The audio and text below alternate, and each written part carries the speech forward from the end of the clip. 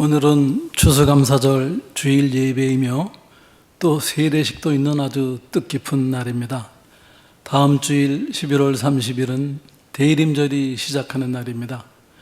예수님의 탄생을 기리며 준비를 하는 이 시기에 오늘은 예수님의 오시는 길을 예비한 세례 요한의 이야기를 함께 나누고자 합니다. 구약의 마지막 책인 말라기 이후 예수님이 오시기까지 약 400년간 여호와 하나님의 침묵이 계속이 됩니다. 바벨론 포로에서 돌아와 예루살렘에서 성전을 재건한 이스라엘 백성들은 이후 영적인 목표를 상실하고 다시 영적으로나 도덕적으로나 해이해졌습니다. 말라기 1장 6절입니다. 내 이름을 멸시하는 제사장들아, 나 만군의 여호와가 너희에게 이르기를 아들은 아버지를 종은 그 주인을 공경하나니 내가 아버지일진데 나를 공경함이 어디 있느냐, 내가 주인일진데 나를 두려워함이 어디 있느냐 하나 너희는 이르기를 우리가 어떻게 주의 이름을 멸시하나이까 하는도다. 이스라엘은 하나님을 경외함을 잃었습니다. 제사장들이 그럴진데 백성들은 어떠했겠습니까? 이스라엘은 항상 생활이 안정되고 살기가 편해지게 되면 하나님을 배반했습니다. 이는 비단 이스라엘만 비난을 받을 일이 아닙니다. 우리들도 이스라엘 백성과 별반 다르지 않습니다. 오늘 우리의 삶이 풍족해지고 살기가 편해지면서 우리들도 해이해지고 여호와 하나님을 경외함이 줄어들게 되었습니다. 직장에서 승진을 하거나 집을 마련하게 되면 이것이 하나님의 은혜임에도 불구하고 우리 자신의 노력의 결과인 것 같습니다. 사업이 잘 되고 여유가 생기면 11조가 부담스러워집니다. 환난 중에 믿음을 잘 지키는 것은 상대적으로 쉬운 일입니다. 역사를 돌아보아도 환난과 핍박 중에 믿음이 돋보였습니다. 초대교회는 로마의 무서운 핍박 속에서 순교자를 배출하고 순결한 믿음을 지켰습니다. 그러나 AD 331년 로마의 콘스탄티누스 1세 황제가 밀라노 칙령으로 가톨릭을 합법적인 종교로 인정한 이후 박해가 중단되었습니다. 이후 391년 테오도시우스 1세 황제가 로마의 국교로 가톨릭을 인정하게 되니까 로마 가톨릭 교회는 로마 정권과 결탁을 하게 되면서 권력의 세수파가 시작되었습니다. 교황의 권력은 막강해졌고 종교가 출세와 정치적 야망을 이루기 위한 수단이 되었습니다. 이제 로마 교황과 가톨릭은 엄청나게 부패하게 되었습니다. 루터의 종교개혁으로 기독교회가 신선하게 시작을 했지만 500여 년이 흐른 지금 다시 부패의 유혹 가운데 있습니다. 풍족함 속에서 겸손을 유지하는 것, 이것이 바로 진정한 영적인 도전입니다. 말라기 이후 하나님은 이스라엘에 대해 침묵을 지키십니다. 선지자를 통한 어떠한 말씀도 없었습니다. 이 400여 년이 이스라엘에게는 엄청난 고난과 환난의 시간이 됩니다. 하나님을 떠난 이스라엘은 페르시아 치하 100년 이후 그리스의 알렉산더 대왕의 정복과 알렉산더 대왕 사후 대왕의 장군들이 나라를 나누어 가졌습니다. 남쪽 이집트 지역에는 프톨레미 왕국이 세워졌고 북쪽에는 셀루코스 왕국이 세워져서 이스라엘은 이들 두 나라 사이에 끼어 전쟁의 소용돌이에서 200년을 고난을 겪게 됩니다. 이때 셀루코스의 안티오코쿠스 4세 에피파네스는 예루살렘 성전에 제우스 상을 세우고 돼지 피를 뿌리는 등의 악행을 저지르게 됩니다. 이후 하스몬 왕조가 잠시 이스라엘의 독립을 80년 동안 쟁취했습니다. 그러나 이 하스몬 왕조의 내분이 심각해지자 BC 63년 로마 공화정의 폼페이오스 장군이 개입하여 예루살렘을 점령하게 되면서 유대는 로마의 지배 아래 놓이게 됩니다. 말라기 이후 400년간 이스라엘은 고난과 압제 속에 아무 희망 없이 살아가고 있지만 이스라엘의 선조 아브라함과의 약속을 잊지 않으시는 하나님이 말라기에 약속하신 선지자를 보내주십니다. 아브라함의 언약은 하나님께서 아브라함에게 그의 후손이 큰 민족을 이루고 가나안 땅을 상속받을 것이며 또 그 씨를 통해 천하 만민이 복을 것이라는 약속입니다. 말라기 4장 5절에서 6절입니다. 보라, 여호와의 크고 두려운 날이 이르기 전에 내가 선지자 엘리야를 너희에게 보내리니 그가 아버지의 마음을 자녀에게로 돌이키게 하고 자녀들의 마음을 그들의 아버지에게 돌이키게 하리라. 돌이키지 아니하면 두렵건대 내가 와서 저주로 그 땅을 칠까 하노라 하시니라. 누가복음의 1장의 11절에서 17절은 세례 요한에 대한 천사의 전언이고 또 57에서 80절은 세례 요한의 출생 이후 오실 메시아인 예수 그리스도에 대한 사가랴의 예언입니다. 세례 요한은 예수님에게를 평탄하게 하기 위해서 온 것입니다. 말라기에서 하나님이 말씀하신 선지자 엘리야가 바로 약속의 성취로 온 세례 요한입니다. 세례 요한의 아버지 사가랴는 제사장이었습니다. 사가랴의 아내는 아론의 자손으로 이름은 엘리사벳입니다. 두 사람은 하나님 앞에서 의인이었다고 합니다. 그러나 두 사람은 나이가 많았고 엘리사벳이 잉태를 못함으로 자식이 없습니다. 사가랴가 제사장의 전례에 따라 제비를 뽑아 주의 성전으로 들어가 분향을 할 때 주의 사자가 그에게 나타나 향단 우편에 섭니다. 천사가 사가랴에게 말합니다. 무서워하지 말라. 너의 간구함이 들린지라 내 아내 엘리사벳이 내게 아들을 낳아 주리니 그 이름을 요한이라 하라. 사가랴가 무슨 기도를 했을까요? 첫째는 개인 기도로 아들 갖기를 염원하는 간구를 했을 것입니다. 나이가 많았지만 자식이 없었던 사가랴는 대를 이을 아들을 달라고 기도를 했습니다. 둘째는 민족적 간구인 메시아의 오심이었습니다. 성소의 향단에서 드리는 분향은 백성의 기도를 상징합니다. 사가랴가 성소에서 분향할 때 모든 백성은 밖에서 기도를 하고 있었습니다. 이들은 수백 년간 선지자가 끊어졌던 침묵의 시대를 끝내고 약속된 메시아가 오셔서 이스라엘을 로마의 압제에서 해방시켜 주기를 간구했습니다.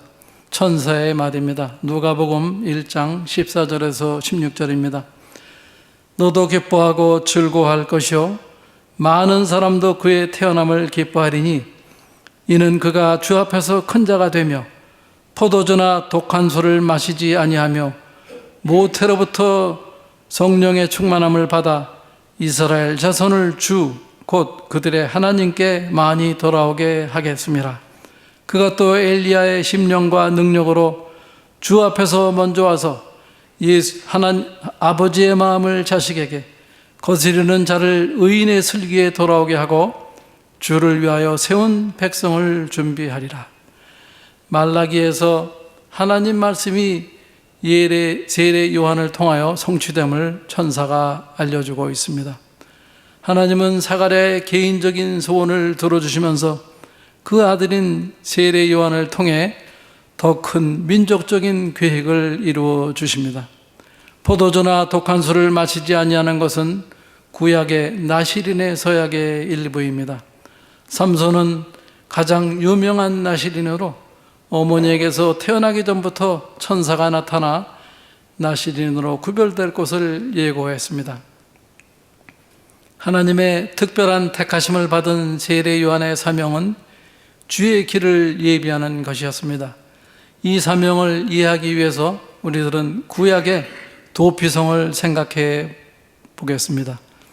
이스라엘이 가나안 정벌을 앞두고 요단강을 건너기 전 여리고 맞은편 요단강 모압 평지에서 여호와 하나님은 모세에게 가나안 땅을 각 지파별로 나누어질 때 이스라엘 각 지파는 레위인들에게 거주할 성읍을 주게 하라고 명하십니다. 그리고 레위 지파의 땅에 도피성을 만들라고 하셨습니다. 민수기 35장 6절 말씀입니다. 너희가 레위인에게 줄 성읍은 살인자들이 피하게 할 도피성으로 6성읍이요 그 외에 42성읍이라. 또 신명기 19장 3절입니다. 내 하나님 여호와께서 내게 기업으로 주시는 땅 전체를 세 구역으로 나누어 길을 닦고 모든 살인자를 그 성읍으로 도피하게 하라. 이 도피성은 의도치 않게 부지 중에 살인을 저지른 사람을 보복자로부터 보호하기 위한 피난처였습니다. 도피성은 제사장 지파인 레위 지파의 성읍 중에 설치가 됩니다. 아직 가나안 땅을 정복하기도 전인데 하나님은 죄 없이 살인한 사람들이 생겨날 것을 예상하시고 그들을 보호해 주시기 위한 조치를 미리 해 주시고 계신 것입니다. 도피성으로 가는 길을 준비하라는 명령에는 세 가지가 포함이 되어 있습니다. 첫 번째는 도피성으로 가는 길에서 돌뿌리를 제거합니다. 피해 보복자에게 쫓기는 사람이 넘어지거나 다치어 잡히지 않기 위하여 길을 깨끗하게 정리를 했습니다. 두 번째는 길의 폭을 넓혔습니다. 도피자가 길에서 헤매지 않도록 길의 폭을 넓고 곱게 만들었습니다. 세 번째는 표지판을 설치했습니다. 도피자가 중간에 길을 잃지 않도록 교차로나 중요한 지점마다 히브리어로 이르 미클라트 피난처라고 적힌 표지판을 세웠습니다. 이 모든 노력은 죄 없이 살인한 자가 지체 없이 안전하게 생명을 구할 수 있게 돕는 그런 장치였습니다. 이 도피성으로 가는 길에 돌뿌리를 제거하라는 명령은 궁극적인 도피성인 예수 그리스도께 나아가는 길을 예비하는 우리의 영적인 사명을 상징합니다. 예수 그리스도의 초림 때에는 세례 요한이 그 역할을 감당했습니다.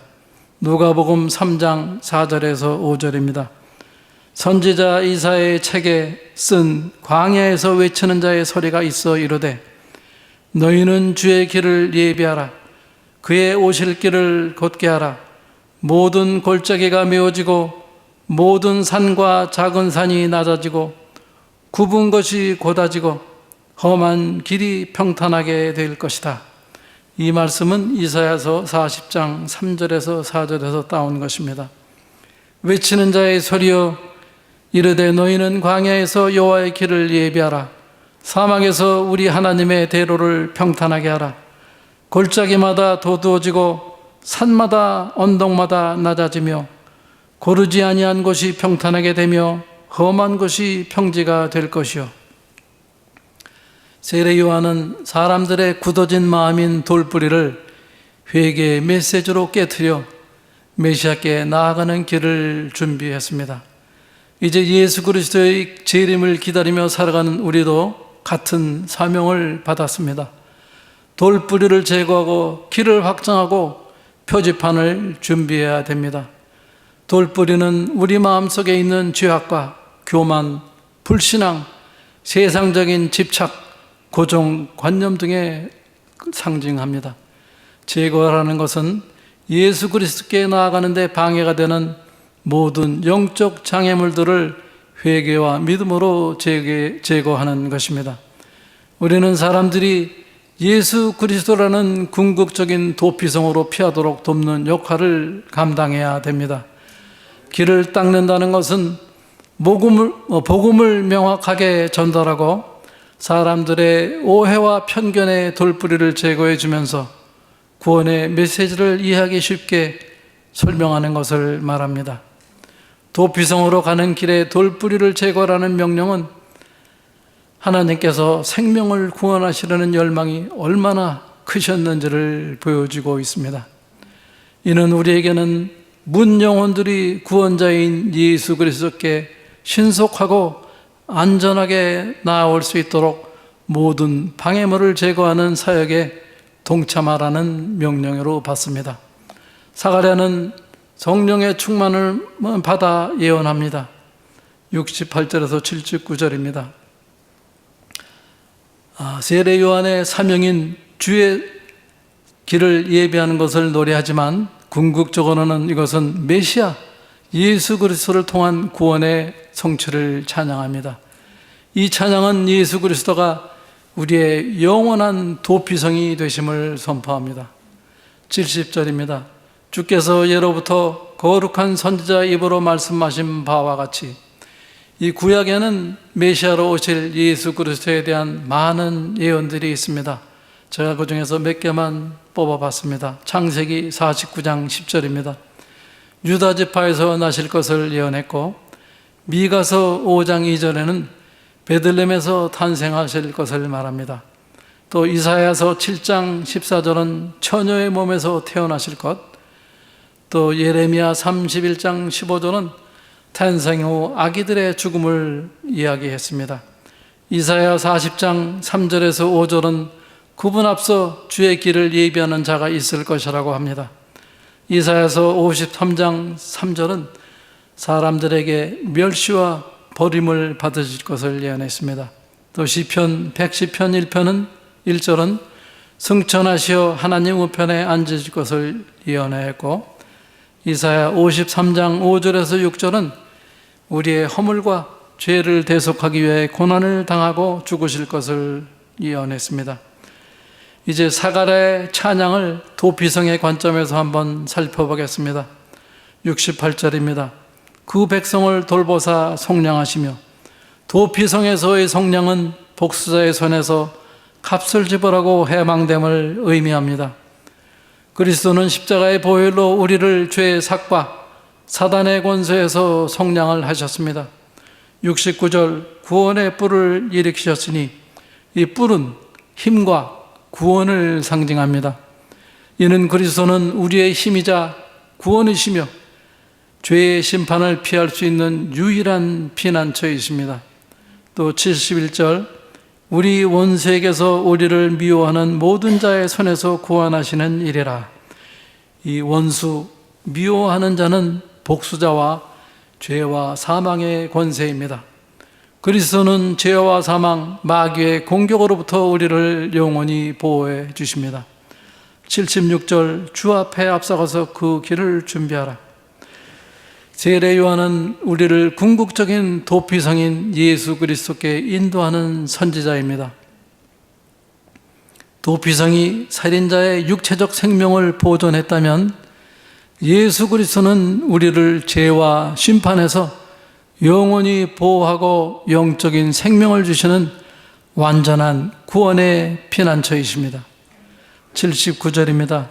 어둠과 죽음의 그늘에 앉은 자에게 비추고 우리 발을 평강의 길로 인도하시리라. 어둠과 죽음의 그늘은 죄로 인한 절망입니다.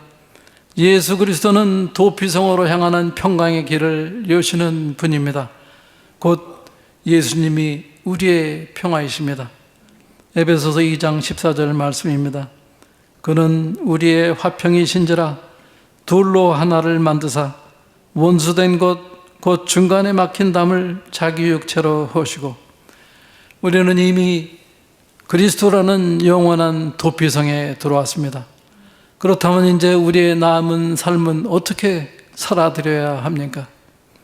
첫 번째는 두려움 없는 섬김입니다. 원수의 손에서 건심을 받은 우리는 종신토록 주의 앞에서 성결과 의로 두려움 없이 섬기게 되었습니다. 죄와 심판의 두려움은 사라지고 오직 감사와 찬양으로 주님을 예비하는 삶을 살아야 합니다. 구체적으로 우리들은 거절이 두려워 복음을 전하지 못했다면 이제 담대히 전해 주시기를 바랍니다. 우리가 손해를 볼까 봐 섬기지 못했다면 이제 기쁨으로 섬기십시오.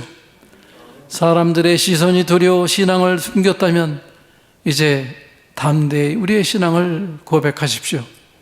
두 번째는 길을 닦는 사역입니다. 우리는 사람들이 예수 그리스도라는 도피성으로 피하도록 돕는 역할을 감당해야 합니다.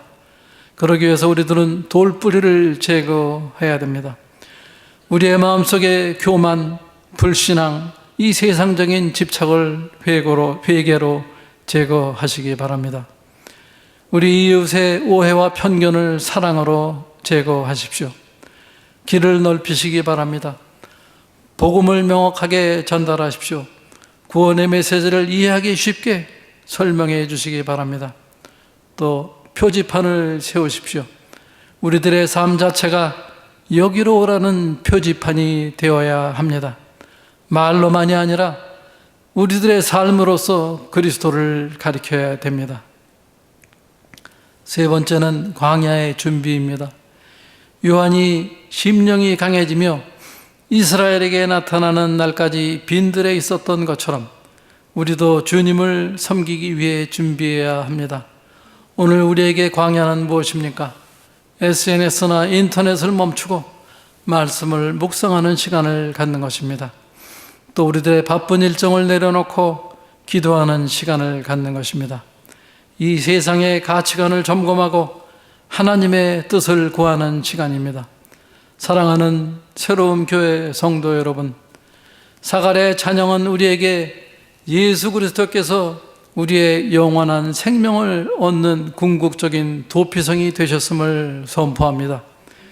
우리는 죄와 사망에서 벗어나 영원한 생명을 얻었습니다.